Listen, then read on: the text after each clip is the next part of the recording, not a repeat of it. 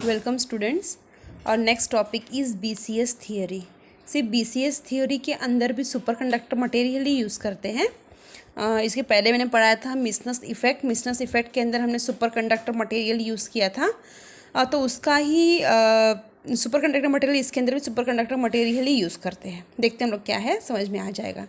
See, many theories for the explanation of phenomena superconductivity were proposed, but BCS theory, which is named after, देखो इसमें क्या बोल रहा है कि BCS theory it explains about the superconductivity of the material.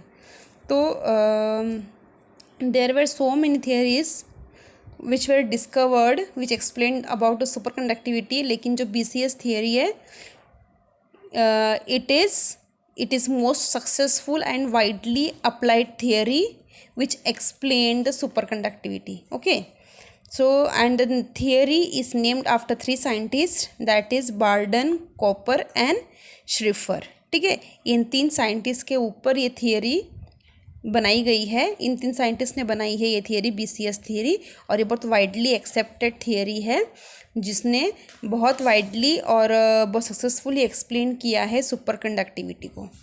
तो सबसे पहली बात तो BCS थियरी, इसके अंदर BCS थियरी में दो चीज़ें हमको एक्सप्लेन करनी है, इलेक्ट्रॉन फोनॉन इलेक्ट्रॉन इंटरेक्शन, और दूसरी चीज़ एक्सप्लेन करनी है हमें कॉपर पेयर।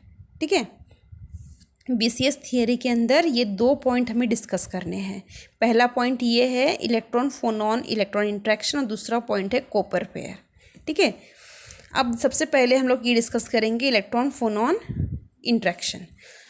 अब इसके अंदर हमने कंसिडर किया एक लैटिक्स, ऐसे एक लैटिक्स कंसिडर किया है हमने जिसके अंदर सिर्फ पॉजिटिव आयंस है। अब ये जो डॉट डॉट दिखाया मैंने, ये सारे पॉजिटिव आयंस है, ऐसे कंसिडर करना है। ठीक है, कोई भी क्रिस्टल लैटिक्स लेना है, और क्रिस्टल लैटिक्स के अंदर हमें ये एज्यूम करना है कि ये सारे जो है ये पॉजिटिव आयंस हैं। ठीक है, तो अब क्या होगा एक्चुअली क्रिस्टल जो ये सुपर कंडक्टर ही है, हमें इसके अंदर भी सुपर कंडक्टर यूज़ करना है। ये जो मटेरियल लिया है ये सुपर कंडक्टर है। सुपर कंडक्टर के अंदर हमें एज्यूम करना है, सुपर कंडक्टर मटेरियल के अंदर, कि सारे जो आयंस हैं वो पॉजिटिव आयंस है, ये हमें सपोज करना है। ठीक है, अब उसके बाद क्या होगा, अगर इसके अंदर एक इलेक्ट्रॉन एंटर करता है, अब देखो प्रॉपरली है, चार एकदम इक्वल डिस्टेंस में ये सारे जो आयंस है एकदम इक्वल डिस्टेंस में हैं। ठीक है, और ये बॉक्स बराबर इक्वल डिस्टेंस में, सारे बॉक्स इक्वल है।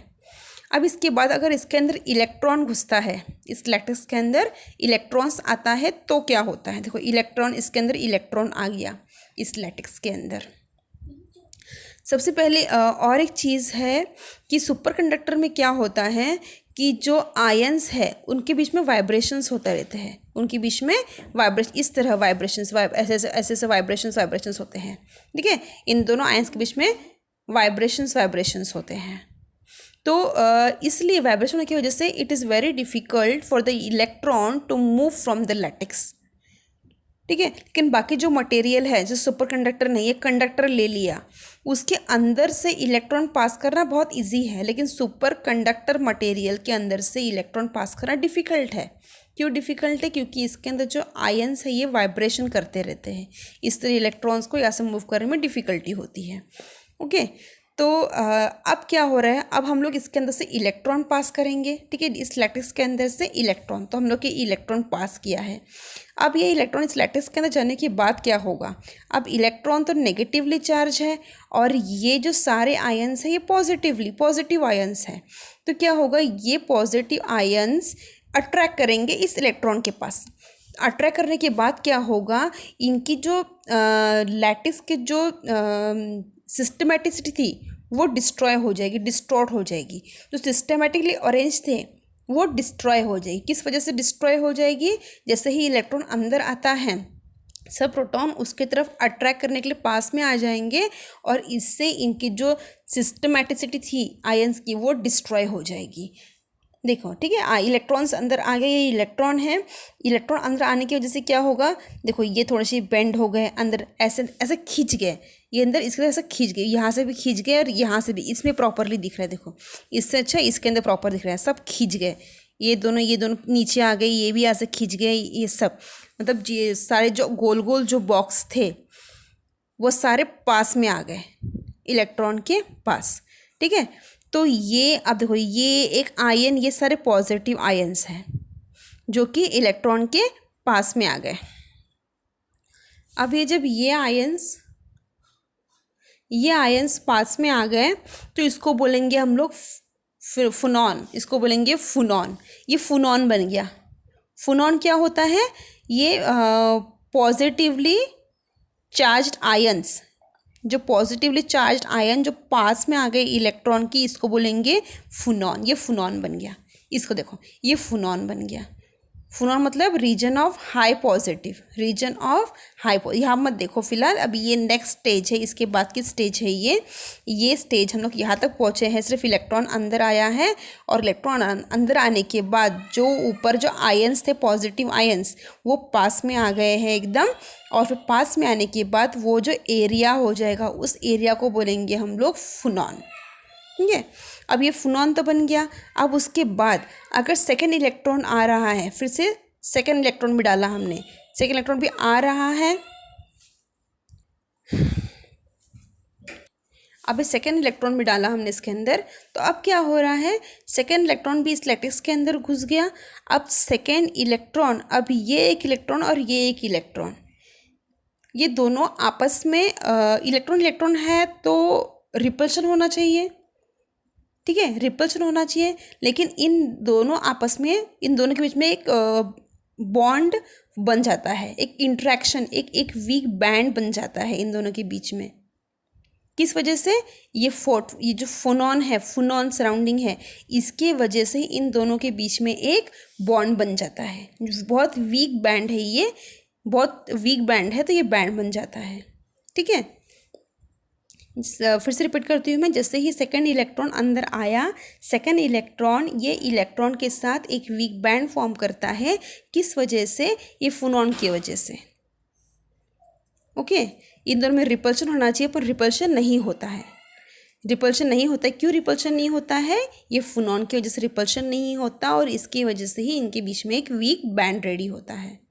तो ये हो गया हमारा और जो ये वीक बैंड जो रेडी हो रहा है, इसी को बोलते हैं हम लोग इलेक्ट्रॉन फोनॉन इलेक्ट्रॉन इंट्रैक्शन। मतलब देखो, इलेक्ट्रॉन फोनॉन इलेक्ट्रॉन इंट्रैक्शन, इसी को बोलते हैं हम लोग इलेक्ट्रॉन फोनॉन इलेक्ट्रॉन इंट्रैक्शन।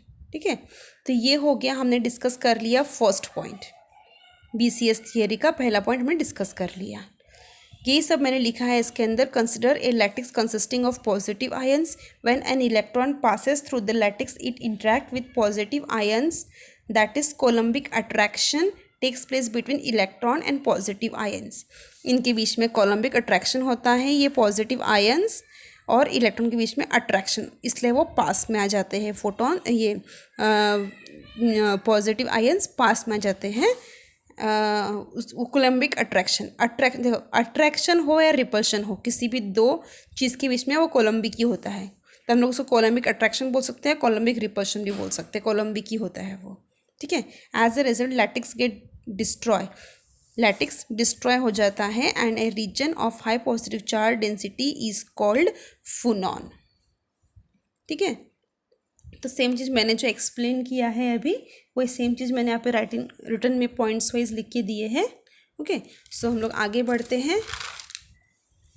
ये देखो सारा मैंने पॉइंट्स वाइज में बताया है, सेम वही जो मैंने बताया, सेम वही पॉइंट्स। अब लास्ट में ये डायग्राम क्या है? अब जो मैंने बताया है तुमको, ये जो दो डायग्राम के थ्रू जो बताया है, उसको एक्सप्लेन करने का और एक तरीका है इस डायग्राम से। बुक में ये डायग्राम भी हर बुक में ये डायग्राम भी दिया हुआ है, इसलिए ये डायग्राम भी बनाना पड़ेगा तुमको। इसमें क्या बताया है कि ये एक मेरा इलेक्ट्रॉन है, ये इलेक्ट्रॉन, हमको पता है कि हर एक इलेक्ट्रॉन के पास एक वेव फंक्शन होता है ना। इलेक्ट्रॉन के पास इलेक्ट्रॉन का वेव फंक्शन होता है। तो ये एक इलेक्ट्रॉन है, इलेक्ट्रॉन का वेव फंक्शन k डैश है। ठीक है, ये एरो किस लिए दिखाते हैं, क्योंकि एक वेव फंक्शन का एक पर्टिकुलर डायरेक्शन होता है, इसलिए हम लोग ऊपर इसके ऊपर ऐसे एरो दिखाते हैं, डायरेक्शन दिखाते हैं। इसका ये डायरेक्शन होता है वेव फंक्शन का। तो ये इलेक्ट्रॉन है, इसका अपना एक वेव फंक्शन है, वो वेव फंक्शन के डैश है।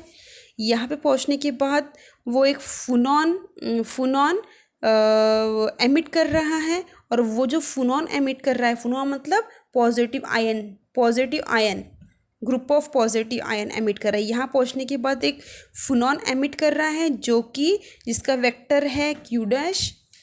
यहाँ से दूसरा इलेक्ट्रॉन आ रहा है और वो इलेक्ट्रॉन ये फोनॉन एब्जॉर्ब कर रहा है। ठीक है, दूसरा इलेक्ट्रॉन आ रहा है, उस इलेक्ट्रॉन का वेक्टर है के डैश। ये देखो, ये के है और ये के डैश है। ओके, ये के और के डैश।